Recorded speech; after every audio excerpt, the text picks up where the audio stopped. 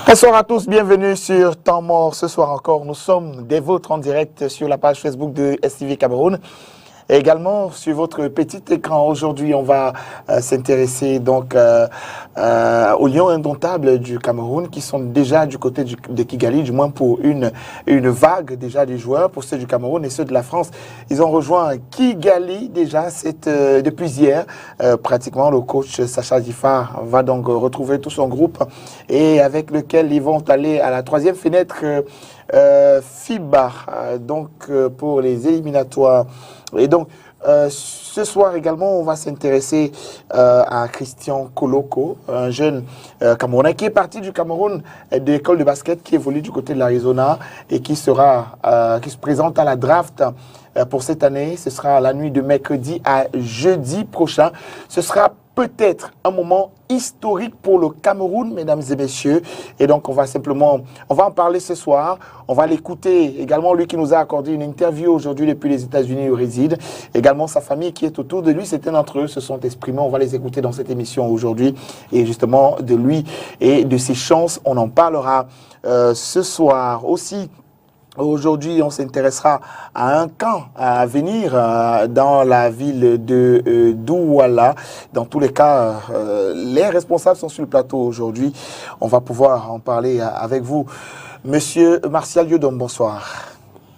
Bonsoir Christian, bonsoir aux panélistes, bonsoir à mes très chers collaborateurs de Vision C, qui est Lionel et le coach Koubla, qui depuis 3 mois travaillent pour la réussite du camp en question. Bien sûr, on va en parler dans un instant. Ce soir, Steve Ngassa est avec nous, représente École de basket ce soir. Bonsoir Steve. Bonsoir Christian, bonsoir Capou et bonsoir à tous les téléspectateurs et tous ceux qui nous suivent sur Facebook. Christian Koloko, drafté peut-être mercredi, la nuit de mercredi à jeudi. J'imagine que École de basket croise les doigts aussi. On croise les doigts aussi de ce côté-là. Oui, effectivement, on croise les doigts. Ce sera une très très grande fierté pour ce club mythique aujourd'hui qui a 30 ans. Ce sera une première pour ce club. Donc on est de tout cœur avec Christian et on pense qu'il a fait le nécessaire pour pouvoir être pris dans la nuit de mercredi à jeudi. D'accord. Alors, Steve Ngassa, vous en parliez il y a, Martial Dudom, vous en parliez il y a un instant de ce Vision Camp qui depuis quelques semaines déjà permet aux jeunes des différentes villes du Cameroun de se présenter et d'être sélectionnés.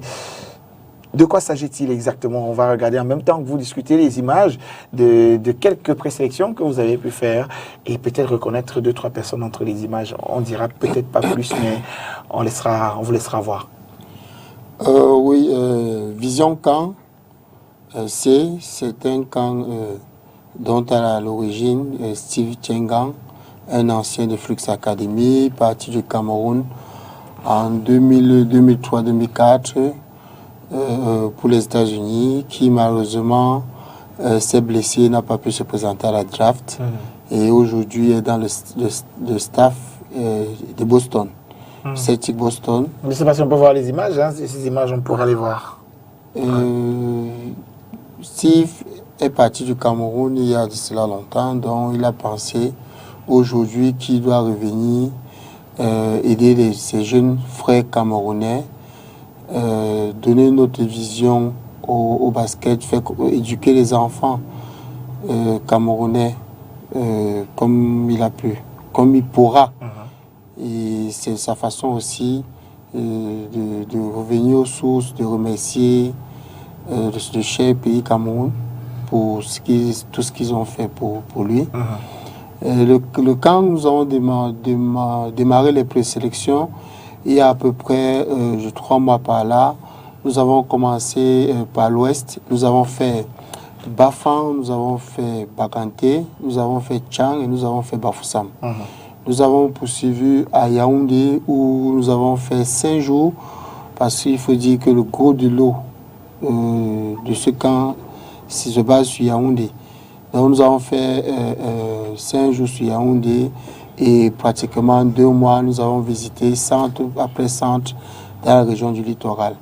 Pour retenir 70 garçons et 30 filles. Ça, je vous avoue qu'à la base, Tenga nous a demandé de retenir 75 garçons et 25 filles. Mais après les présélections, nous nous sommes rendus compte qu'il y avait tellement de filles intéressantes que nous avons demandé cette faveur de pouvoir augmenter le nombre de filles à 30. Le camp en lui-même se tiendra en fin juillet, 29, 30, 31 juillet, dans les locaux du collège de la salle. Actuellement, nous sommes au niveau de la paperasse, c'est-à-dire que nous avons demandé l'autorisation à la fédération, et qui est très favorable. Nous attendons juste le retour. Nous avons aussi sélectionné 15 coachs. Le camp était un peu limité sur le plan financier parce qu'il faut dire que c'est pour l'instant à des frais personnels que Steve Tienga le fait. Il a eu le soutien de Boston au niveau des équipements et plein d'autres Camerounais qui sont aux États-Unis. Donc, nous espérons pouvoir satisfaire les jeunes qui vont venir. Il faut dire que s'il ne va pas venir seul, il y aura 6 autres invités avec lui. Il est le seul à avoir les noms. Il y aura certainement des entraîneurs, si possible, des joueurs. Malheureusement, on n'a pas pu avoir des stars de Boston parce que lorsqu'on préparait le camp, on ne s'attendait pas à ce qu'ils aillent aussi loin dans les finales. Oui, voilà, en fait. C'était prévu qu'ils viennent entre-temps. Oui, on a eu l'espoir d'avoir Tetum avec nous. Ça devait être vraiment, pour nous, quelque chose de fabuleux. Maintenant, on va faire avec ce qu'on a. Le Cameroun n'ayant pas suffisamment, en fait, moi personnellement, ne connaissant pas suffisamment des lieux de détente, de distraction pour qu'ils puissent passer les vacances au Cameroun. Voilà, c'est comme ça qu'on a perdu la possibilité de les avoir. Vous avez un problème avec le tourisme camerounais qui, selon vous, n'est pas assez... Non, ça veut dire quoi? C'est ma culture à moi. Je n'ai pas cette culture. Est-ce que vous avez cherché? Je n'ai pas cette culture. Je ne peux pas vous laisser dire ça. J'ai manqué d'arguments. Non, je reconnais que c'est à mon niveau. Je pense que il y a quelques jours, nous avons à parler et tu m'as donné quelques pistes. Bien sûr.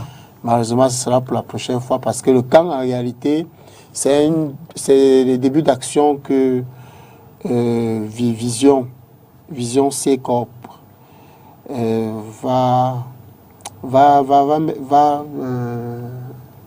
mettre en place. Va mettre en place au Cameroun. On espère vraiment qu'on aura le soutien de tous et on s'excuse pour les jeunes que nous n'avons pas pu sélectionner parce qu'ils étaient nombreux. Malheureusement, les critères étaient la taille, c'est-à-dire que le physique. Il fallait avoir une bonne taille et être avoir entre 14 et 17 ans. Oui. Voilà, un camp comme celui-là qui arrive, mis sur pied par quelqu'un qui flirte avec le haut niveau aujourd'hui, à la personne de Steve. Est-ce qu'on ne voit pas là un petit peu un retour d'ascenseur assez important pour la jeunesse du basketball camerounais? Si, c'est un véritable retour d'ascenseur. Bon, déjà, j'aimerais corriger.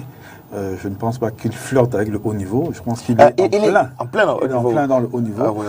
Je pense qu'il est player development, donc le développement des talents. Donc c'est vraiment quelque chose dont on a besoin au Cameroun. Parce qu'au Cameroun, on a beaucoup de potentialités. On a beaucoup d'atouts, surtout au niveau physique. Maintenant, il faudrait qu'on réussisse à former les formateurs. Et je pense que c'est très important qu'on réussisse à avoir la culture et surtout savoir qu'est-ce que les clubs de haut niveau recherchent dans la formation des jeunes. Parce que aujourd'hui, il y a plusieurs jeunes qui vont se former par rapport aux vidéos qu'ils voient sur TikTok, par rapport aux dribbles de Stephen Curry, qui sont très impressionnants. Mais ce n'est pas forcément ça que recherche un club de haut niveau ou une université. Donc je pense qu'avoir cette vision-là, venir l'inculquer, est certainement pour moi l'étape la plus importante. En dehors justement de faire rêver ces jeunes qui pendant 3 jours vont côtoyer le haut niveau, vont avoir l'expérience et vont avoir un modèle qui est parti du même endroit qu'eux, qui va leur montrer que c'est possible de quitter du Cameroun et de se retrouver dans l'équipe finaliste en NBA. Donc je pense que c'est vraiment tout bénéfice et c'est ce genre d'initiative que l'on aimerait avoir parce que c'est ce retour d'ascenseur qui permettra d'élever encore plus le niveau du basketball camerounais. Oui, oui. Alors, les présélections sont déjà bouclées.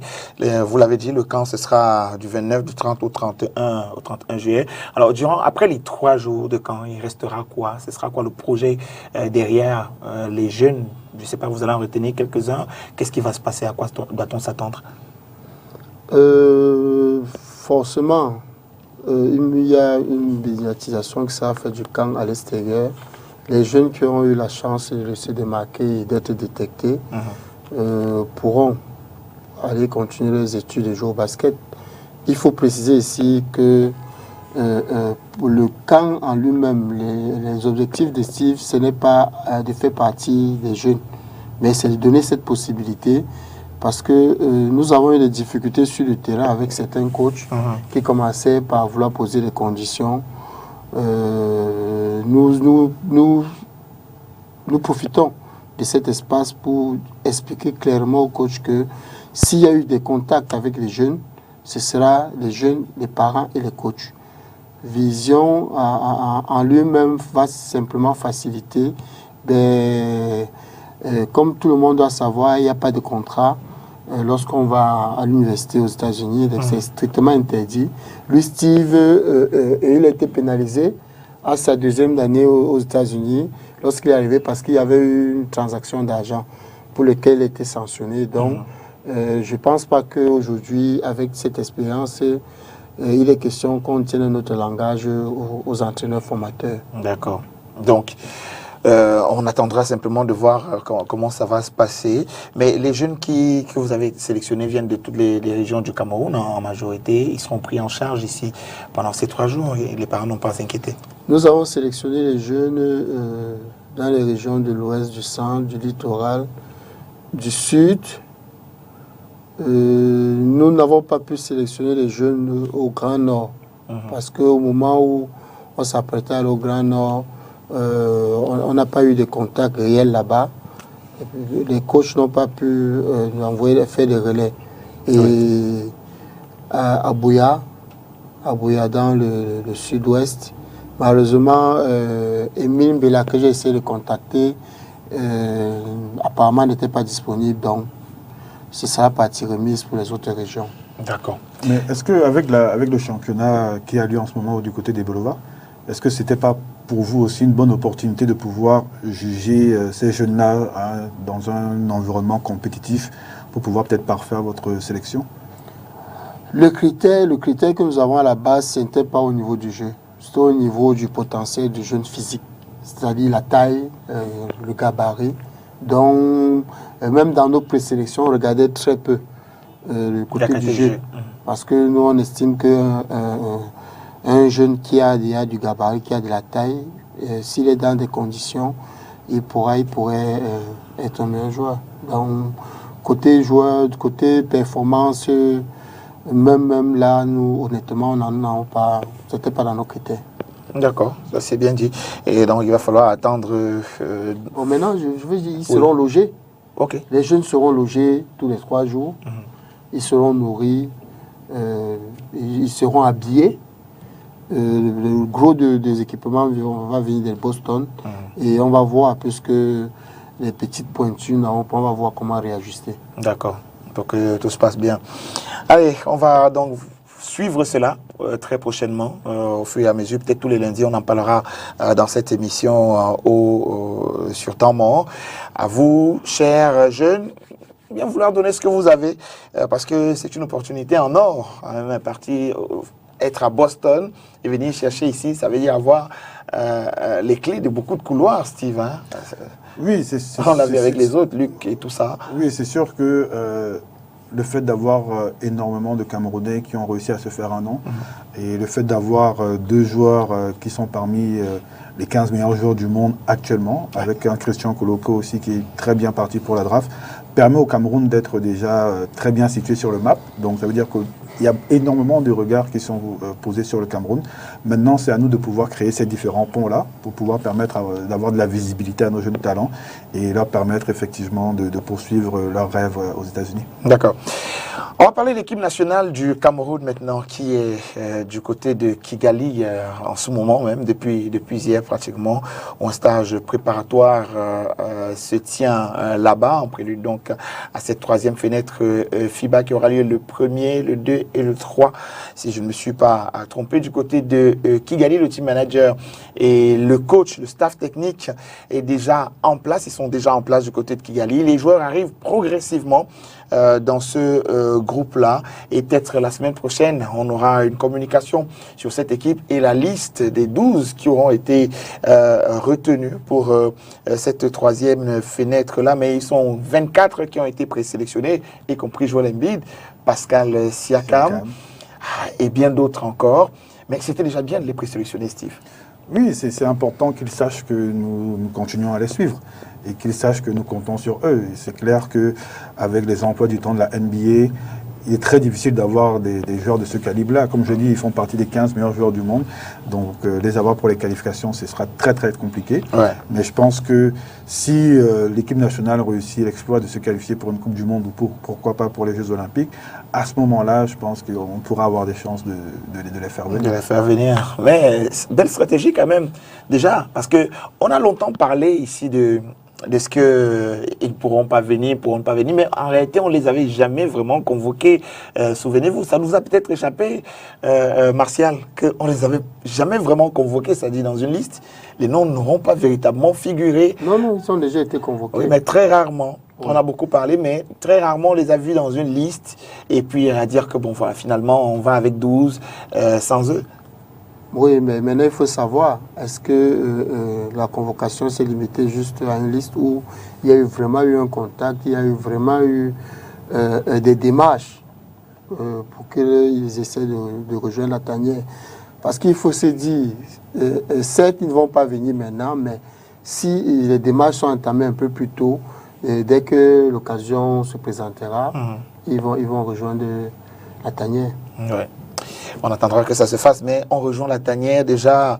Brice Yaga et Lialé Cyril, deux jeunes qui jouent au championnat local. Vous qui avez toujours demandé ici à avoir dans cette équipe des joueurs locaux, et ben il y en a certainement, il y en a deux en ce moment, même en stage du côté de Kigali, qui font la fierté de FAP aujourd'hui, qui ont gagné en expérience quand même à travers à travers les campagnes de basketball Africa League. On l'a vu encore ici lors du Final Four retour, également lors des éliminatoires de la Coupe du Cameroun, qui sont véritablement montés en puissance en regardant leur jeu. C'est un potentiel sûr aujourd'hui qui pourra valablement représenter le Cameroun dans cette équipe-là. Oui, je pense que ce soit Eric Lialé, que ce soit Brice Yaga, et si je ne me trompe pas de Sangué aussi, je pense qu'il avait été présélectionné, mais je ne suis pas sûr. Je pense qu'ils ont montré devant des équipes comme celle de l'Angola qu'ils avaient le niveau international, parce que les joueurs contre qui ils jouaient, les Moraes, c'est le gros de l'équipe angolaise qui a régné sur le basketball africain pendant de longues années. Donc, à un moment donné, il faudrait qu'ils aient leur chance. Leur chance, effectivement, c'est d'être présélectionnés, de montrer aux coachs de quoi ils sont capables pendant les quelques séances d'entraînement qu'ils auront. Et ensuite, dans le sport, on ne sait jamais. Christian Bayang a décollé sa carrière sans que personne ne s'y attende. Donc, il faut simplement qu'ils soient prêts. Il faut simplement qu'ils soient prêts. Il ne faut pas qu'ils y aillent en tant que figurants en se disant nous sommes juste là pour compléter l'effectif pour les entraînements. Il faut qu'ils saisissent leur chance à fond et pourquoi pas être retenus dans la liste des 12. Belle opportunité pour eux. Ah oui, déjà, Brice Yaga est dans le sein majeur de la balle. Donc, pour lui, c'est sans surprise parce que déjà, la dernière fenêtre, il était dans l'effectif. Nous avons simplement regretté le fait qu'il n'ait pas eu de temps de jeu. Bon, mais je pense avec un peu de patience, c'était sa première sélection. Donc, certainement, c'était pour qu'il regarde, vu que le coach avait déjà de bonnes impressions sur lui. Et en ce qui concerne Lialé, nous savons que notre problème a toujours été le poste 1. Nous n'avons pas véritablement de poste 1 au Cameroun. Et ici, sur le plan local, nous avons un qui a joué à la balle 2 années d'affilée, qui a montré qu'avec un peu de réglage, il pourrait entrer dans cet effectif et faire mieux que certains professionnels. D'accord. On va donc écouter Brice Eyaga. On s'est intéressé à lui ici lors des finales de Coupe du Cameroun.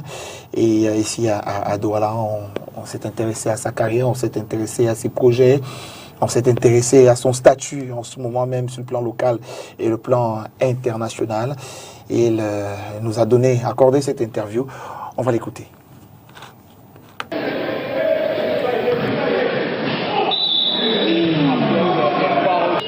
Il y a eu du bon et il y a eu du moins bon. Et je me suis capable de faire beaucoup mieux. C'est pourquoi je suis aussi rigoureux avec moi. Il y a eu du bon. À quel niveau? Il y a eu du bon où je trouve le plan défensif principalement où je me suis amélioré cette saison comparativement aux saisons précédentes. La concentration, l'aide, la communication avec mes coéquipiers. Et il y a eu du moins bon? Du moins bon sur le côté offensif par exemple, parce que je sais que je peux apporter beaucoup plus à cette équipe. Je n'ai pas été au top durant toute cette saison. Il y a eu des jours de bons, il y a eu des jours de mauvais. Je me dois d'être constant, c'est ce que je me reproche. Déjà, vous savez, c'est le plus haut niveau de compétition ici en Afrique. Maintenant, sur le plan individuel, ce que je peux dire que j'ai gagné, c'est je sais que aucun match n'est facile. Même si vous venez en vous disant que vous jouez avec une équipe, il ne se laisse pas faire. Aucun match n'est facile. Tous les matchs sont intenses en énergie, en physique. Et les joueurs sont très bons, donc tout le monde, on doit se concentrer du début à la fin. Ça fait un plus pour moi parce que souvent tu viens en te disant ok, l'adversaire est plus faible que nous. Je suis un peu relâché aujourd'hui et là tu passes à côté de ton match. D'accord. Mais personnellement, qu'est-ce que tu auras appris en plus? Qu'est-ce que tu auras senti chez toi qui aura changé après cette expérience internationale? Je vais encore revenir sur le plan défensif. Je me suis rendu compte que je peux vraiment apporter, vraiment aider mon équipe en défense, que ce soit sur les arrières ou bien sur les intérieurs. Je peux gêner au maximum. Je pense que ça m'a vraiment aidé à franchir un palier. On va dire, je suis assez fier de cette saison parce que j'ai eu beaucoup d'opportunités, comme ça, beaucoup d'occasions de montrer de quoi j'étais capable, une consécration. Je vais dire qu'il y a beaucoup de joueurs aussi qui le méritent. Je suis un chanceux, c'est tombé pour moi cette fois-ci et j'espère démontrer, prouver que je mérite d'être là et que je mérite d'être rappelé. D'accord. Alors, qu'est-ce que tu te souhaites à toi pour les 5 prochaines années? Pour les 5 prochaines années, je me souhaite déjà d'être une meilleure personne sur le plan basket, un meilleur joueur et en dehors et évoluer dans un championnat plus professionnel, montrer de quoi je suis capable à l'étranger également parce que c'est aussi, on va dire, un peu le rêve de tout un chacun, être dans des stades pleins tous les jours, avec des supporters qui nous encouragent, qui nous huent, montrer de quoi on est capable, c'est aussi ça que je veux.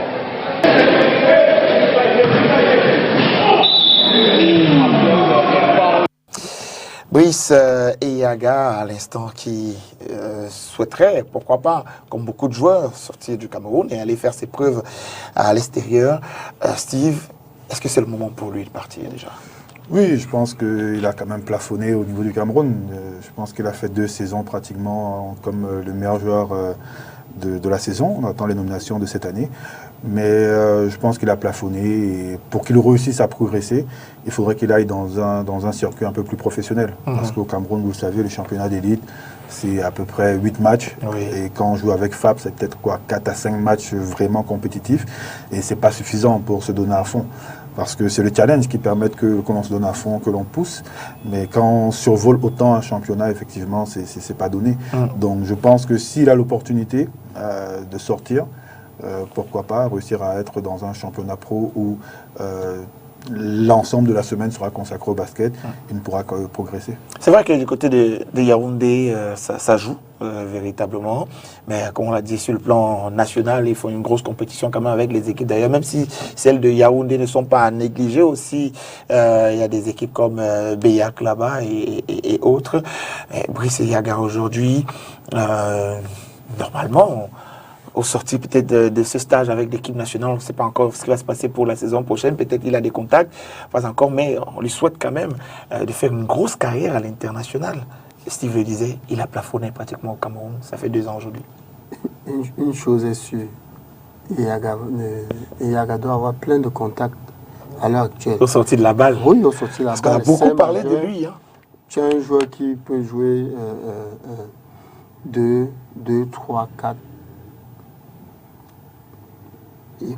et qui défend très bien pour son gabarit, défendre sur les joueurs extérieurs, défendre sur les joueurs intérieurs. Je pense que Yaga est complet pour sortir du pays et ce serait bénéfique pour nous qu'il sorte parce que on connaît que nous n'avons pas des conditions idéales ici pour qu'un joueur progresse. Donc, en se mettant dans un circuit professionnel, un club professionnel, et je pense que Yaga sera 3 fois plus fort que ce que nous voyons actuellement. Oui, bien sûr, il a ce potentiel-là. Et un autre qui n'est pas plus grand que lui, peut-être moins grand que lui, bien moins grand que lui, mais qui est quand même aussi performant, c'est Cyril Lialé, qui est également dans cette équipe de forces armées et police, qui aura été à la balle aussi, qui aura mené également cette équipe à cette 4e place de la Basketball Africa League. Lui aussi, qui, il faut le rappeler, survole le championnat camerounais, que ce soit au niveau de la Ligue du Centre ou sur le plan national. Il nous intéresse ce soir également Cyril Lialé parce qu'il est lui aussi présélectionné dans cette équipe nationale du Cameroun pour cette 3e fenêtre. Avec lui, on discute sensiblement sur les mêmes questions. La saison écoulée, les objectifs pour la prochaine saison et également pour la carrière dans cet élément que nous proposons de regarder.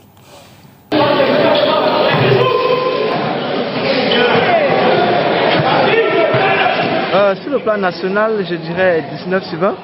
Parce que jusqu'ici, je pense que les résultats sont là. On a gagné tous nos matchs. Et il nous reste un match qui est la finale de la Coupe du Cameroun. Et je pense qu'après ce match, si on sort victorieux de ce match, on pourrait dire qu'on pourrait avoir la note de 20 sur 20. Donc sur le plan national, c'est une satisfaction.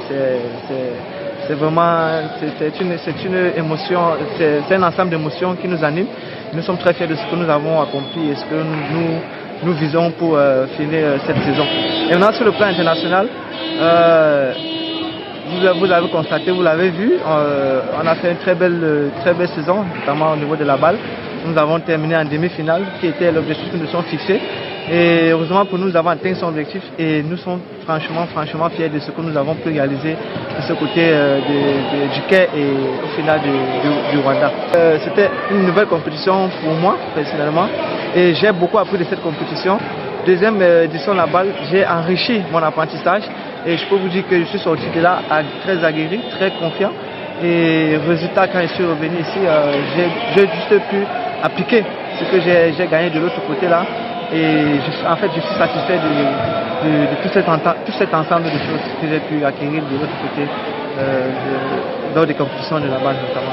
À travers les résultats, notamment que vous avez cités tout à l'heure, ça je peux fièrement le dire et je peux vous dire que je suis fier de ce que j'ai pu accomplir sur le plan national, international et cette présélection vient, comme une bouffée d'air, c'est-à-dire comme un petit cadeau de ma saison et franchement c'est une opportunité que je vais essayer de saisir à fond et pourquoi pas être parmi ceux qui pourront représenter le pays à la prochaine fenêtre. Alors qu'est-ce que tu te souhaites à toi pour les 5 prochaines années? Vous savez, en tant que joueur, on sait toujours à évoluer au jour le jour, à chaque fois au jour le jour. Donc les 5 prochaines années, pour moi, ça serait de continuer à augmenter mon niveau de jeu, que ce soit sur le plan physique, que ce soit sur le plan mental, pour pouvoir être meilleur dans les 5 prochaines années, comme vous l'avez si bien dit, et sortir le meilleur de moi-même chaque année. Et je pense que je suis capable de le faire. Je pense que je peux le faire si tout se passe bien. Tout joueur camerounais, tout joueur africain rêve de jouer dans les meilleures conditions. Donc si jamais j'ai une opportunité dans ce sens-là, pourquoi pas, ça serait vraiment très bénéfique et je la prendrai à base de plaisir.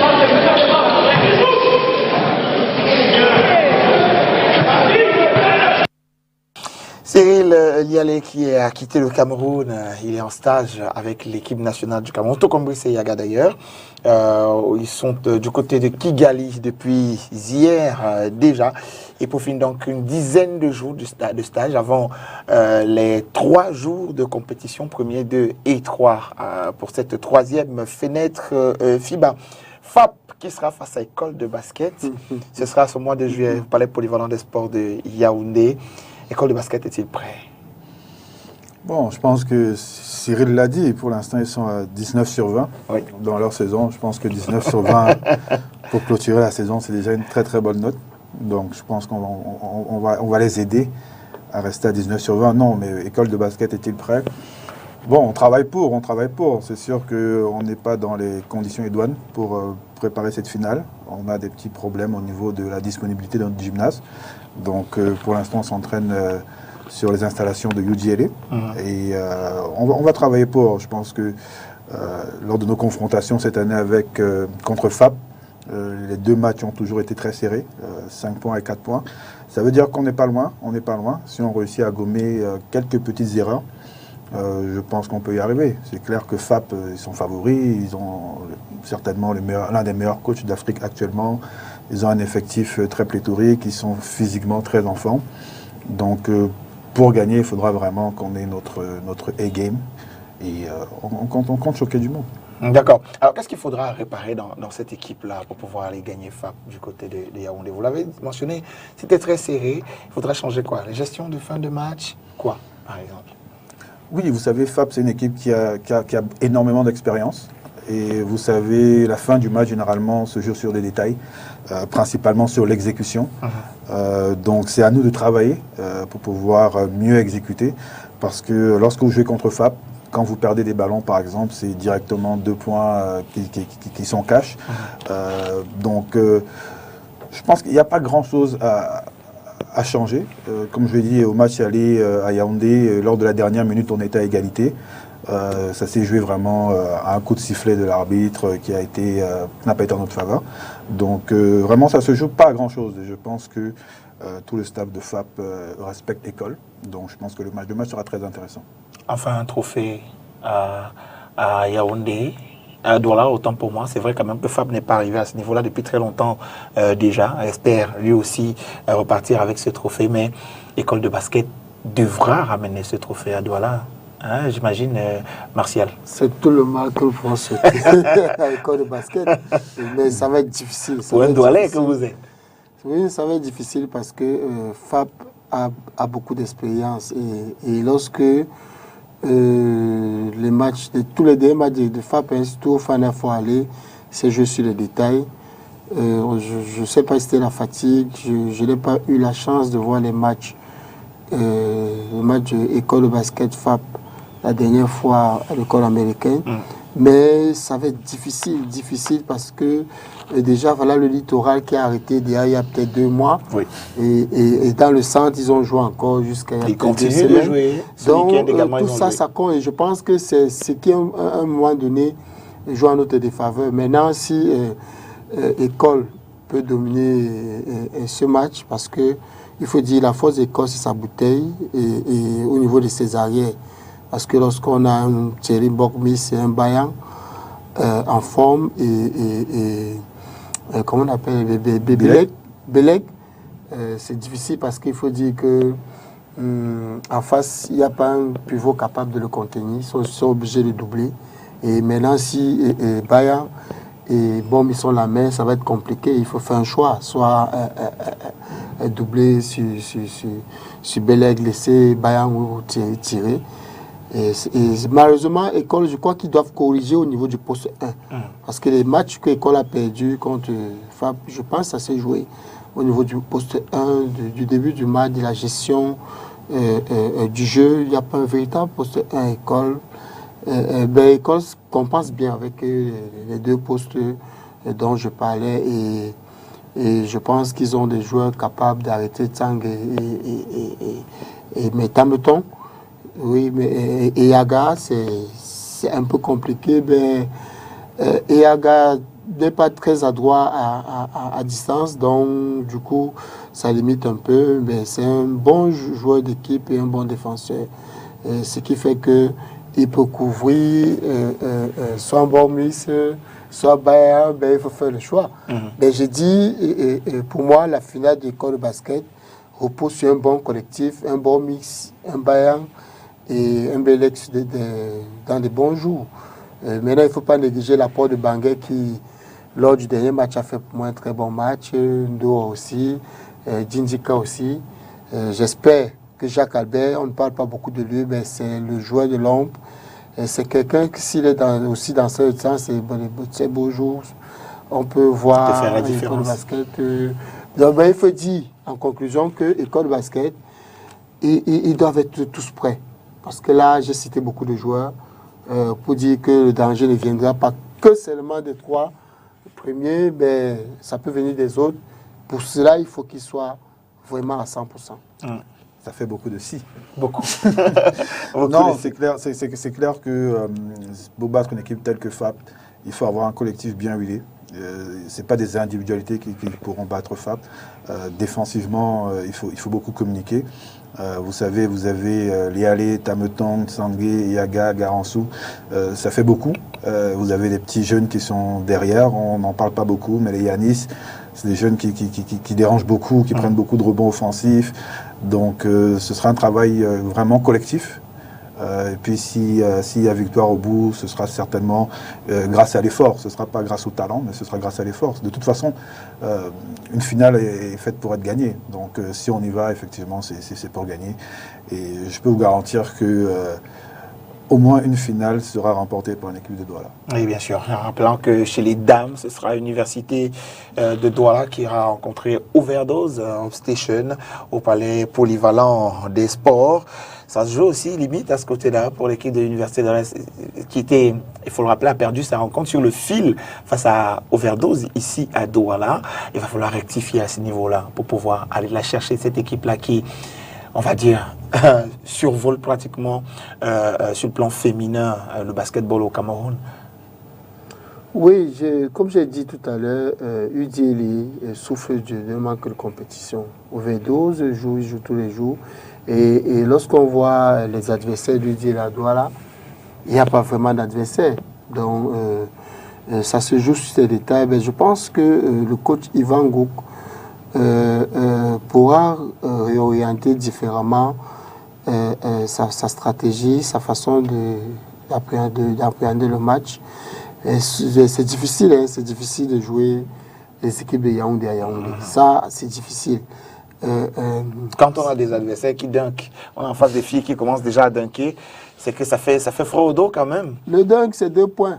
Oui. Le dunk, c'est 2 points. Mais c'est un geste difficile chez les femmes. Oui, c'est un geste spectaculaire. C'est la preuve qu'il y a beaucoup de travail pour arriver à ce niveau-là, parce que c'est de l'inédit sur le plan du basketball féminin au Cameroun dans le championnat local.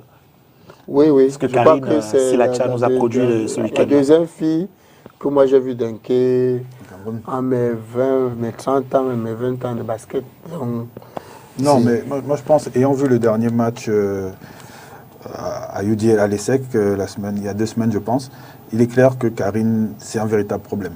Parce que même lorsque UDL maîtrisait le match, c'est elle qui a sonné la révolte. Hein, parce que la remontée d'Overdose était essentiellement faite par Karine, qui prenait son rebond, faisait des coast-to-coast, et qui physiquement est quand même assez dominant. Donc je pense que le coach Evangou doit vraiment voir qu'est-ce qui va être mis en place pour réussir à freiner sa contre-attaque. C'est-à-dire que Karine, c'est un peu comme Giannis Antetokounmpo ou comme un Brice Yaga. S'ils réussissent à accélérer après avoir pris le rebond, ils sont quasiment inarrêtables. Donc il faut réussir à ne pas perdre de ballon et obliger Overdose à marquer en attaque placée. Et là, je pense que UDLA a sa chance. UDLA les a battus cette année. Donc, ils ont perdu sur le fil l'autre jour. Donc, je pense que le match sera certainement très très très serré. Et le plus important simplement, c'est que les filles du Dialé se disent qu'elles ont la capacité de battre Overdose. Et à partir de là, tout peut arriver. Il est vrai qu'Overdose a énormément d'expérience dans son roster. Mais c'est possible. Moi, je vous ai dit, un des trophées minimum reviendra à Douala de toute façon. Il faut pas oublier Overdose qu'on a Siloise avec l'expérience. Donc, le Kundasi a cet avantage d'avoir 2 joueuses d'expérience de haut niveau. Et Siloise a retrouvé son adresse depuis les 2 derniers regroupements. Ayagma a maintenu son adresse. Et je pense que ça se joue à ce niveau-là. Et on a une Josiane qui, lors des derniers matchs, n'a pas bien fini. Je pense que c'est quelque chose que le coach Ivango va voir comment corriger. Et espérons qu'avec les séances d'entraînement que Célia a eues dans les jambes, ça pourra l'aider parce qu'il faut dire que tout au long de la saison, elle n'était pas dans la ville. Et on sait que au niveau des arrières, avec Raissa Tamko qui, face au Vedo lors du dernier match, n'a pas fait un très bon match. Et je pense que Udiela a la meilleure ligne arrière. Et les 3 dont j'ai cité, réunis ensemble, ça donne beaucoup de... C'est vrai que Udiela a aussi perdu Nyancho, parce qu'à un moment donné, Udiela pouvait se targuer d'avoir les meilleurs essais majeurs. Maintenant, Overdose a un très bon jeu d'équipe et le Kongassi a bien ficelé son équipe. Et il pourra aller chercher le trophée grâce à cette équipe-là. En attendant le 10 juillet, date des finales au Palais Polyvalent des Sports de Yaoundé pour ces équipes seniors là. En attendant également que les petites catégories se positionnent pour faire complet dans ces finales de Coupe du Cameroun. On va simplement rappeler que l'équipe de Tambo fera une incursion dans les différents QG, que ce soit chez les dames ou chez les messieurs avant ces finales-là. Et vous saurez un petit peu comment les différentes équipes se préparent. Allez, on va poursuivre maintenant, ouvrir notre dossier de la soirée, qui est celui de Christian Koloko. Vous avez entendu parler de lui ici à Douala. Depuis un moment déjà, ses prouesses du côté des États-Unis. Une vidéo a circulé il n'y a pas longtemps avec, bien sûr, sa nouvelle équipe de travail, les Clutch. Et donc, je vous propose peut-être, si vous ne savez pas de qui il s'agit, de regarder ce highlight qui vous permettra d'avoir une idée. Peut-être pas sur la personne que vous ne connaissez pas, mais sur le joueur en lui-même. Je vous propose de regarder ça et derrière, on discute véritablement de la draft qui arrive la nuit de mercredi à jeudi prochain, à laquelle il postule.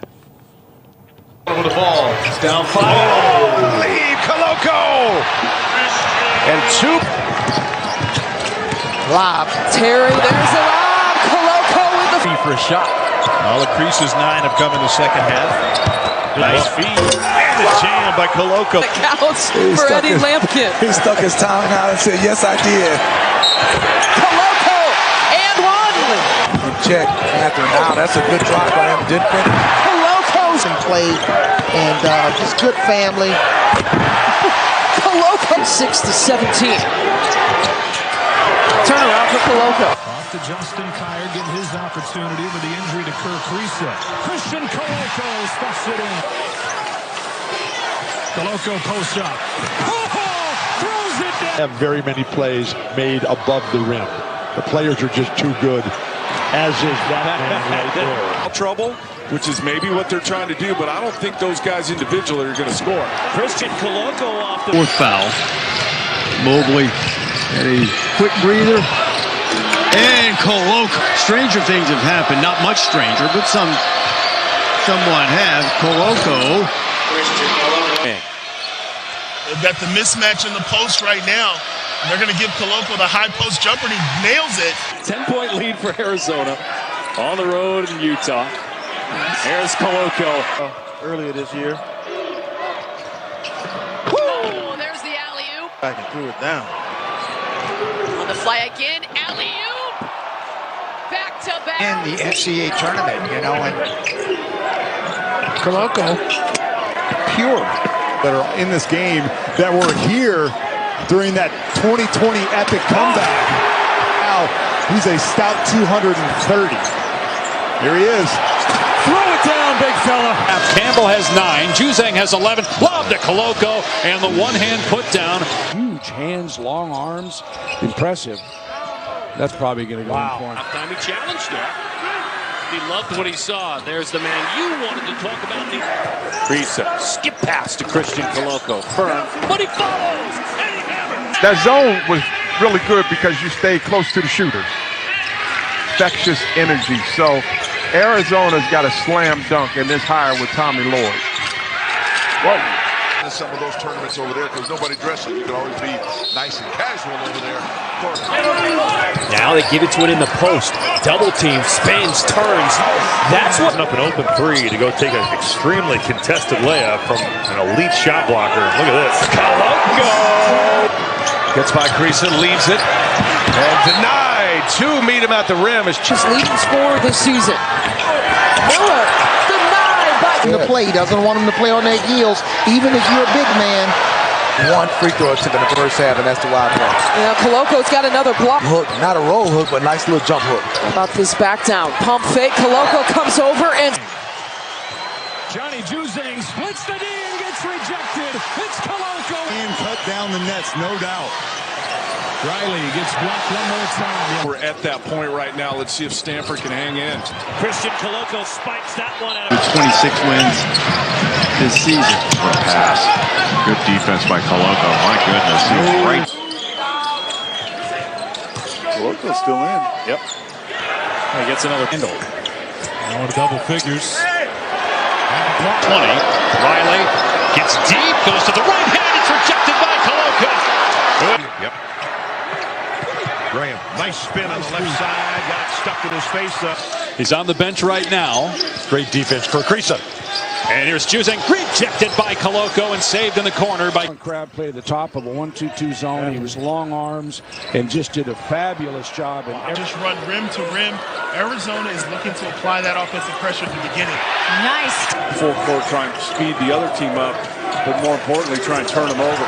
Koloko. 20 seconds gone by. Neither team is scratched during the second half. There's some strength and a rejection.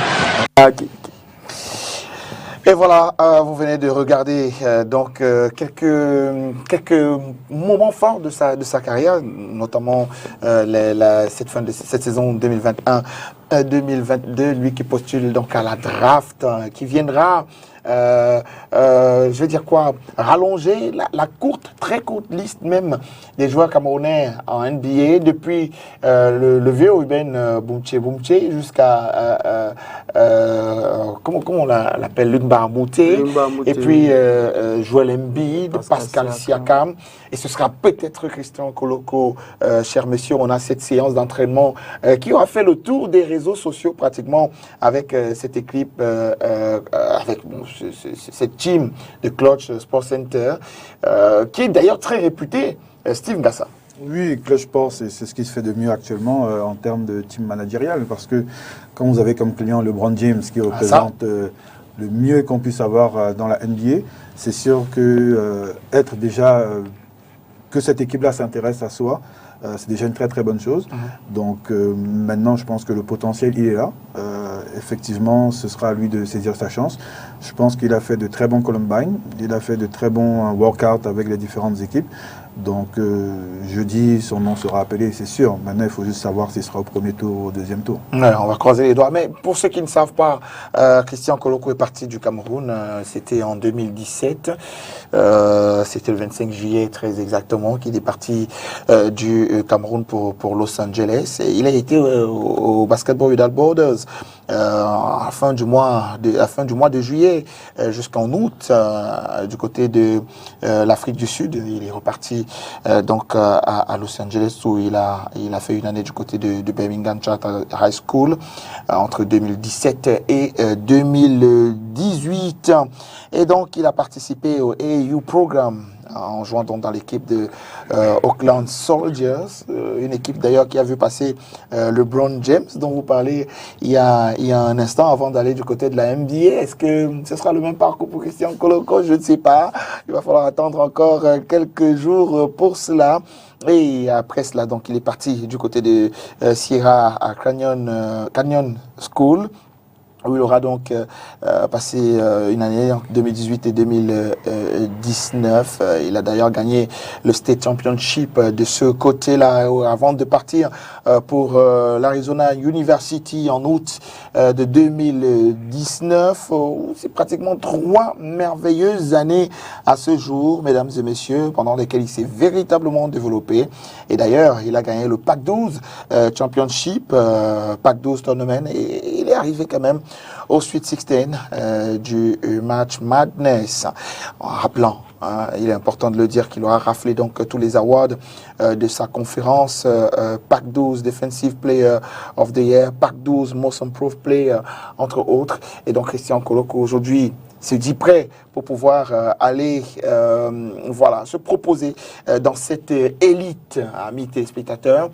Vous l'avez vu ici, Martial Yudom, vous avez regardé cette vidéo avec Lodge. Vous vous êtes dit, c'est pas le même mec qui est parti d'ici en 2017. Il y a 5 ans. Bien sûr, il a été transformé. Parce qu'il a encore ici au Cameroun, il était frêle. Mais on savait, ça se voyait, il avait déjà ce potentiel d'un grand qui était mobile, qui tirait à 3 points, qui aimait bien le tir et qui n'aimait pas trop le contact, ouais. Mais avec le volume de muscle qu'il a pris, à l'époque il était frêle, il y avait de quoi fuir le contact. Avec le muscle qu'il a pris aujourd'hui, il est devenu une machine. Aujourd'hui il pèse 104 kilos. Voilà. C'est simplement magnifique. Hein? Je pense que nous sommes un pays béni de Dieu. Parce que ses yeux brillent quand il le dit. Lorsqu'on voit d'où est parti Pascal Siakam, on va dire encore que Joel Embiid, on ne l'a pas beaucoup connu parce qu'il n'avait pas beaucoup joué au championnat local. Pascal Siakam a joué au championnat local. Christian Koloko a joué ici. On l'a vu que ce soit dans les DKC, que ce soit les bonbons, tous les dimanches matin. Il était en Dogbo. Où il ne vit pas loin avec les gars du bonbon dimanche matin qui n'étaient pas déjà sa tranche d'âge. Ça, il faut le dire. Il faut dire ici que ce bonbon-là, ce sont les joueurs déjà d'un certain niveau qui jouent. Koloko avait réussi à avoir sa place et à avoir son maillot avec l'équipe de Dogbon, à l'école de basket. Déjà, je pense qu'il jouait, il était à surclassé. Et dès ses premiers pas dans le basket, nous avons compris qu'il va aller loin. Il faut dire qu'il est d'une lignée de grands basketteurs au Cameroun et que ce n'est qu'une consécration aujourd'hui que le fils, le petit-fils arrive à ce niveau parce qu'il y a eu pas moins de 5 basketteurs dans cette famille qui a un potentiel énorme. On va dire que c'était le moins talentueux parmi tous les frères Koloko au Cameroun, mais avec un très gros potentiel. Oui. Il a été à l'école de basket. Vous l'avez certainement vu grandir dans cette école-là, qui, durant 30 ans, aura fabriqué des joueurs qui, pour certains, auront eu un certain niveau aussi, auront arrêté. Mais Koloko, aujourd'hui, Christian, est la fierté, j'imagine, de l'école de basket.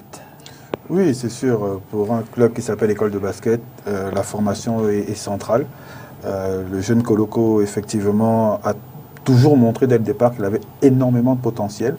Et il avait des atouts physiques, parce que vous savez que le basket, c'est d'abord un sport de grand.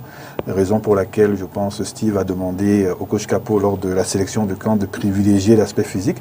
Et il avait ces atouts-là. Si on compare aujourd'hui une photo de Christian Koloko à une photo de Joel Embiid lors de son arrivée à la draft, vous allez voir qu'il y a beaucoup de similitudes. Donc si on le projette dans 2-3 ans, avec le conditionnement physique qu'il va avoir dans l'équipe où il va se faire drafter, on peut imaginer qu'il puisse prendre encore une dizaine ou une quinzaine de kilos. Non, effectivement, c'était un jeune qui avait la tête sur les épaules. C'était un jeune qui travaillait beaucoup. Et il avait déjà beaucoup de potentiel. C'est-à-dire que les aptitudes qu'il avait, la vitesse, la rapidité, la capacité à se déplacer, sont très importantes pour les big men. Et il avait aussi un avantage, c'est qu'il avait un shoot qui est assez intéressant. Donc je pense que ça, c'est des aspects de son jeu qui vont vraiment se développer. Et je pense que son jeu est très bien fait pour la NBA, encore plus que pour la NCAA. Parce que vous savez, en NCAA, il y a beaucoup de défense de zone. C'est vraiment un jeu qui est focalisé sur les arrières et sur le shoot. Alors qu'en NBA, c'est un intérieur qui pourra très facilement poser de bons écrans, rouler à l'anneau ou bien popper, avoir des shoots mi-distance. Je pense que c'est un potentiel Rudy Gobert, mais avec un jeu offensif beaucoup plus développé. Oui, oui. Alors, je vous propose à l'instant, à mes téléspectateurs, d'aller écouter un extrait de Christian Koloko, une interview qu'il nous a accordée ce matin même, à quelques jours seulement de la draft, un moment important de sa très jeune carrière. Et on est allé savoir comment il se sent, on est allé savoir comment est-ce qu'il se projette, on est allé savoir s'il avait rêvé de ce moment-là, on est allé savoir autour de lui, s'il y croit encore de ce qui lui arrive en ce moment, 5 ans après être parti du Cameroun. Amis téléspectateurs, regardez cet élément. Christian Koloko nous parle sur sa possible draft en NBA cette année.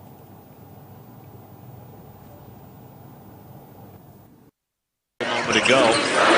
Mathurin's the 1-2 with just 4 points. Unfortunately for us, Utah hasn't scored yet, so the fans were standing in front of them. Je me sens plutôt bien à quelques jours de la draft. C'est un moment que j'attends depuis. Ça fait longtemps que je travaille pour ce moment et c'est vrai que je suis un peu nerveux parce que je sais pas où je vais partir. Je sais pas quelle équipe va me choisir. Mais c'est ça, en fait, c'est ça le mystère de la draft et je suis prêt pour ce qui va se passer en quelque sorte. Je suis prêt et ce qui va se passer va se passer. Moi, je sais que je travaille beaucoup, je travaille dur pour ça et je vais continuer à travailler. Donc, je suis excité pour ce moment et je remets tout entre les mains du Seigneur. Soft pressure, hard pressure, but they just make you work and they make you turn the ball over and look at the reward. Oui, bien sûr, c'est un moment rêvé de ma carrière. Chaque personne qui commence à jouer au basket rêve de voir un NBA. Et pour moi, je sais que je suis presque à la porte, je sais pas, je pense que c'est comme ça qu'on dit, à la porte de la NBA. Donc, ouais, c'est un moment rêvé de ma carrière. Et depuis que je suis arrivé aux États-Unis, je rêve de voir un NBA. Je suis proche, donc je vais juste continuer à travailler et j'espère que tout va bien se passer. Oui, je pense que c'est le bon moment et si c'était pas le bon moment, je pense pas que je vais me présenter. Je me suis présenté parce que je pense et je sais que j'ai les aptitudes pour réussir à ce niveau-là. Bien évidemment, je sais que je vais continuer à travailler. J'ai beaucoup de choses à améliorer sur mon jeu, mais je pense que c'était le moment pour moi de prendre ce next step et d'évoluer au plus haut niveau, au plus haut niveau. Et je sais que je vais continuer à améliorer mon jeu, continuer à travailler. Donc, je pense que c'est le bon moment pour moi de me présenter à NBA. Comme tu l'as dit, on souhaite que tout se passe bien. Mais s'il arrive que je ne sois pas drafté, je pense pas que ce soit la fin du monde. Je vais continuer à travailler. J'ai beaucoup travaillé pour arriver au niveau où je suis actuellement, donc je vais continuer à travailler. Mais je pense que j'ai toutes les aptitudes et j'ai mis tous les moyens en place pour arriver, pour jouer à NBA à ce point. Et je pense que ça va passer, mais bon, comme tu as dit, si ça passe pas, je vais continuer à travailler. Je pense qu'il y a d'autres moyens pour arriver à ce niveau-là. With the adjustment. Koloko playing beat thumb. He's got it. He rolls it in. Salut tout le monde, je suis Christian Koloko et je prends le temps mort. Eh oui, il prend le temps mort et bon, on retourne sur le plateau. Messieurs, il est confiant. C'est vrai que il a un peu peur, c'est normal. Non, c'est normal. Vous savez, quand vous êtes un athlète de haut niveau, vous devez être confiant. Donc, je pense qu'il a fait tout ce qu'il fallait pour pouvoir être drafté. Maintenant, comme il l'a dit, on remet tout entre les mains du Seigneur. Mais je pense que ça devrait aller. Comme je l'ai dit, nous croisons les doigts pour qu'il soit au premier tour. Mais je pense qu'être sélectionné, c'est inévitable. Premier tour, ils seront quoi, 28 ou 29 à être pris au premier tour? 29 29 au premier tour. Christian Koloko a-t-il une chance dans ces 29-là? Au vu de ce que vous avez regardé aujourd'hui, au vu du jeune que vous connaissez, au vu du potentiel qu'il y a au Cameroun, déjà, avec tout ce qu'on a comme star NBA aujourd'hui, au vu également de son entourage. Attention, il faut rappeler que être dans le management de LeBron James, c'est aussi une chance de passer parmi les 29. C'est vrai que c'est un plus non négligeable. Mais déjà, moi, quand je regarde le potentiel du petit, je regarde toutes les équipes NBA, ils ont besoin de ce profil. Vous pensez pour quelle équipe, par exemple? Golden State. Je dis c'est Golden State. Et il faut dire que toutes les autres équipes, parce que un Koloko et Joel Embiid dans la même équipe, ça donne Pascal pareil. Hugo Gobert, peut-être pas beaucoup plus parce que c'est presque le même profil, sauf que lui, il est un peu plus adroit. Mais tous les stars, je vois, moi, je penserais, je mettrais Koloko dans les 5 premiers. Wow. Ouais. Dans les 5 premiers. Je ne sais pas comment c'est possible. Alors, vous doutez des stats, Steve, ou bien vous pensez que c'est possible? Non, c'est pas possible. Moi, j'ai discuté avec quelqu'un qui le voyait 27e, 28e. Oui, parce que quand on regarde les pronostics, la plupart des pronostics, si on fait la moyenne, le place à peu près entre 27, 28 et la 35e place. C'est pour ça que je dis le plus important, je pense, serait d'être dans le premier tour de draft, avoir un contrat garanti. 3 ans. Oui, voilà, d'avoir son contrat garanti, ça permet de travailler plus sereinement. Et après, sky is the limit. Donc, son profil est intéressant. C'est vrai que pendant certaines années, on pensait que les pivots n'avaient plus autant d'importance. Mais lorsque l'on voit que Joel Embiid et Jokic sont deux des joueurs les plus dominants en NBA, ça veut donc dire qu'effectivement, on a encore besoin de ce type de joueurs. Effectivement, Golden State a une équipe qui a besoin de ce type de profil. Ils avaient drafté Wiseman, qui malheureusement toute la saison dernière a été blessé.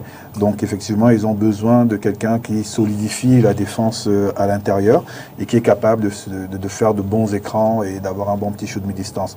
Évidemment, pour un pivot, ce serait une grâce de pouvoir tomber dans une telle équipe, parce que quand vous avez tous les tireurs de Golden State, vous êtes sûr que vous allez avoir beaucoup d'espace à l'intérieur pour travailler, et ça lui permettrait évidemment de pouvoir développer son jeu offensif. Donc tout le mal qu'on lui souhaite, c'est qu'il soit drafté, quelle que soit l'équipe en tout cas. L'essentiel, c'est qu'on entende Christian Koloko. Ce serait une fois de plus une fierté pour le Cameroun, pas uniquement pour l'école de basket ou pour Douala, parce que c'est le Cameroun qui gagne, et on est vraiment baigné, parce que quand vous voyez qu'il y a énormément de pays africains où il y a un championnat professionnel, où il y a une formation professionnelle, qui n'ont jamais eu la chance d'avoir des joueurs NBA.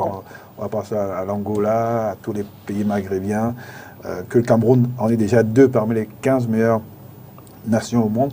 Je pense que c'est inédit, parce que quand on regarde les 10, 15, 20 dernières années, je ne suis pas sûr qu'il y ait un pays, à part peut-être l'Espagne avec les frères Gasol, qui a eu 2 joueurs pendant la même période étant dans les All-NBA Teams. Bon, effectivement, on ne s'en rend même pas compte, mais je pense qu'au fur et à mesure, on va le réaliser. On va réaliser. Et pour qu'on s'en rende compte, je pense que le Cameroun réalise effectivement les joyaux qu'on a. Je pense que ça passera par une performance exceptionnelle avec l'équipe nationale, c'est tout le mal qu'on peut leur souhaiter. Et voilà. Alors, pour sa famille également, c'est... On est confiant, on est déjà heureux de ce qui arrive à l'instant. On souhaite maintenant que le meilleur se produise, c'est-à-dire finalement être drafté. Sa famille qui a toujours été à ses côtés et qui le sera encore plus pour ce moment très très important de sa carrière, à le soutenir, quel que soit le résultat. Et donc on va prendre cette réaction de Jacques Koloko, qui est parti du Cameroun. Il est parti du Cameroun hier. Voilà, il est parti du Cameroun hier. Il a pris un vol hier. Et il est arrivé autour de 21h du côté des États-Unis aujourd'hui. Et il est certainement en train de nous regarder aujourd'hui avec, j'imagine, Stéphanie et les autres. Les parents peut-être aussi vont pouvoir rejoindre le jeune, je ne sais pas. Mais Jacques, lui, il nous a donné sa réaction suite à ce qui est en train de se passer en ce moment dans la famille et ce qu'il espère pour son neveu, Christian. Bonsoir Christian. Un coucou à tous les panélistes de l'émission Temps mort du jour et à tous vos nombreux téléspectateurs. Merci en tout cas pour l'intérêt que tu portes toi et bien sûr toute ton équipe, que l'intérêt que vous portez à Christian à la veille d'un événement majeur pour lui et pour le basketball camerounais, et même africain je dirais.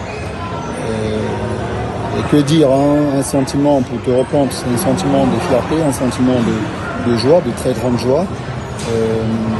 Christian a beaucoup travaillé ces dernières années, avec l'inspiration de ses pères, de ses aînés. Et nous sommes fiers qu'il soit arrivé là. Aujourd'hui, il est très serein, il n'y a pas de, fait pas de fixation, ça passe pas, il se remet au travail. Et donc il n'y a pas une fixation sur la draft de cette année. Il est serein, il a travaillé, il attend voir ce que ça va donner comme résultat. Il est très soutenu par de nombreux fans, par la communauté des basketteurs camerounaises, africaine, et donc est très admiré. Et ça lui donne encore beaucoup de courage et de force de pouvoir travailler encore plus durement. Donc oui, on est très fiers de ce qu'il a pu faire jusqu'aujourd'hui et on espère qu'il ira de mieux en mieux dans l'accomplissement de son rêve, j'imagine. Alors, ça va faire quoi? Ça va faire 2 pour Douala, 1 pour Yaoundé. Je vais rentrer dans la polémique dessus. Non, je sais que beaucoup de personnes n'aiment pas ça. Je pense qu'il faut éviter cette polémique. Non, c'est pas que je la crée pour pouvoir créer du feu ou des étincelles. Mais juste comme ça, en mode on est fier de ça, parce que on se chambre de temps en temps sur des questions comme celle-là. Oui, mais il faut faire attention. Il faut faire attention parce que je viens de faire le tour du Cameroun. Oui. Et je vous rassure qu'il y a du gros potentiel à Yaoundé. Alors, ça va donc peut-être on va dire que la cause de l'enfant, c'est le matin. On va dire que la cause de l'enfant, c'est le matin. Donc, Douala, pour l'instant, fait la cause de l'enfant. Yaoundé devient très fort. Et il y a plein de jeunes à Yaoundé. On va dire que nous sommes tous Camerounais et nous sommes fiers. Que ce soit Joel Embiid, que ce soit Pascal Siakam, c'est des Camerounais qui font honneur à l'Afrique. Et on peut dire ceci, que nous, les Camerounais en Afrique, nous pouvons nous vanter d'avoir 2 joueurs. Et voilà le 3e qui arrive. Et ils sont pleins qui sont en train de toquer à la porte. Bon, surtout n'oublions pas qu'il y a eu Ruben, il y a eu Luc, Yaoundé, donc ils sont toujours un petit peu en avance. On n'avait pas oublié les autres. On peut rester ceux qui sont en activité. Mais Martial Dudom dit on peut être fier. Oui, on peut être fier. Mais quelque part un petit goût amer de tout cela, parce qu'on se dit la politique sportive au Cameroun, notamment pour le basketball, ce n'est pas trop ça quand on regarde chez les U18, les générations que Christian a dépassées. Christian aurait pu être dans une équipe nationale du Cameroun dans les petites catégories si jamais sur le plan de la politique sportive basketball au Cameroun, il y avait quelque chose qui était mis en place. On ne serait pas là en train d'être fiers aujourd'hui. Ouais, Christian, ouais, Pascal, ouais, Joël et tout ça. Oui, c'est sûr que si une politique sportive un peu plus professionnelle était mise en place, on peut penser qu'on aurait de meilleurs résultats. Mais s'il y a une chose qui nous caractérise, nous les Camerounais, c'est notre résilience. C'est-à-dire qu'on n'abandonne jamais. Et c'est aussi peut-être parce qu'on a dû traverser toutes les différentes étapes qu'on réussit à ne jamais abandonner. Quand vous connaissez l'histoire, que ce soit celle de Christian, que ce soit celle de Pascal, de Joël, ils ont vraiment dû se battre, ils ont vraiment dû ne jamais abandonner.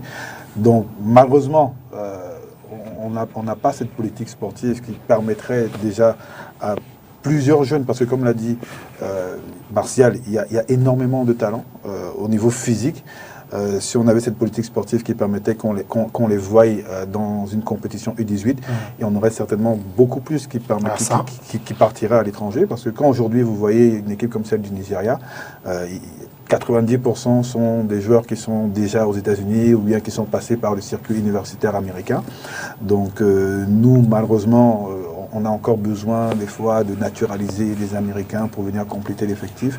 Alors que si on avait une politique sportive qui encourageait nos meilleurs talents à aller poursuivre leurs études à l'étranger via des bourses, je pense que le basketball camerounais serait gagnant. Bon, mais on va pas refaire la roue. C'est un débat qui dure des années, des années. Pourquoi est-ce que les ministères ne mettent pas les moyens qu'il faut pour pouvoir avoir ce genre d'équipe, pour pouvoir avoir la relève? Moi, je pense que malheureusement, c'est parce qu'on a beaucoup de succès qui viennent de nulle part. C'est pour cette raison qu'on peut dormir en paix sur nos lauriers. Parce que ce soit au foot, quand vous voyez le nombre de Coupes d'Afrique que l'on a sans politique sportive, effectivement, on peut se dire à quoi bon commencer à réfléchir à dans 5 ans, 10 ans, tant qu'on a des résultats qui apparaissent. Au basketball, malheureusement, depuis plus d'une dizaine d'années, c'est vraiment la disette.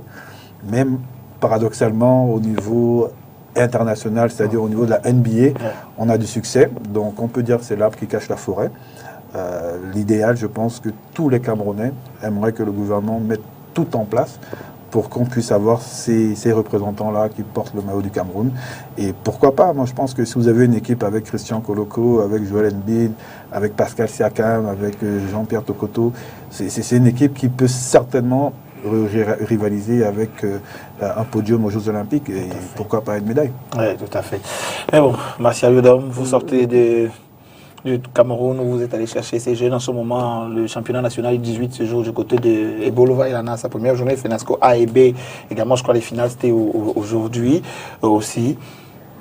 What next? Ben, on aura 3 joueurs NBA mercredi.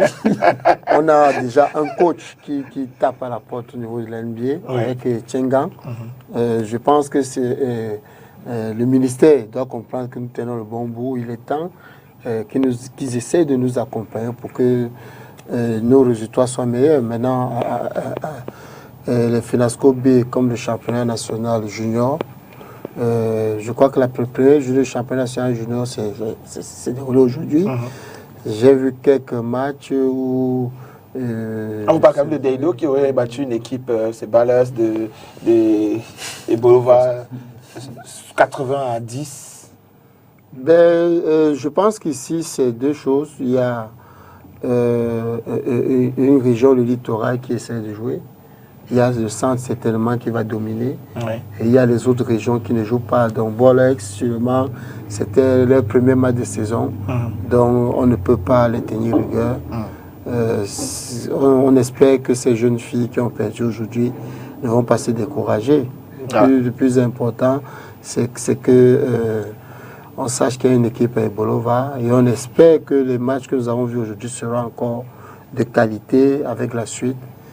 On n'a pas eu des nouvelles de la FENASCO B. On espère parce que lorsqu'on regarde que ce soit la FENASCO B ou la FENASCO A, on se rend compte que dans les autres régions, on joue au basket. Mais maintenant, on ne comprend pas comment on ne parvient pas à voir ces jeunes qui ont commencé à jouer au basket à la FENASCO B, qui ont continué à la FENASCO A, comment on ne parvient pas à les avoir pour la suite. Ça veut dire que ça relance le débat de la politique sportive et de voir comment encourager toutes les bonnes volontés qui se mettent derrière cette balle orange. Oui, bien sûr. Et donc, en rappelant que du côté de Yaoundé, les Final Four pour les petites catégories, ce sera pour très très bientôt. Mais les corpos, le championnat corpo, lui, démarre dès le samedi prochain, déjà jusqu'à la mi du mois de juillet. Et en attendant, évidemment, il y aura aussi les awards de ce côté-là, comme à l'accoutumée dans la Ligue régionale du Centre, où nous faisons un clin d'œil au président Yves Tiala ce soir. Et donc, messieurs, merci d'être venus aujourd'hui. On se retrouve lundi prochain, certainement, pour célébrer l'arrivée à la NBA de Christian Koloko, dont je vous propose de sortir avec ce highlight pour dormir dans les meilleures conditions et que chacun ait une prière pour lui, pourquoi pas, dans le monde du basket comme ailleurs, si vous nous avez regardé et que vous n'êtes pas dans le milieu, pour que le Cameroun soit de plus en plus représenté avec ces jeunes très très talentueux. Messieurs, allez, c'était du 3x3 ce soir. C'est terminé, on prend le temps mort. Allez, on se dit à mardi 14h pour la rediffusion, lundi prochain pour le live. Bonne nuit. Salut.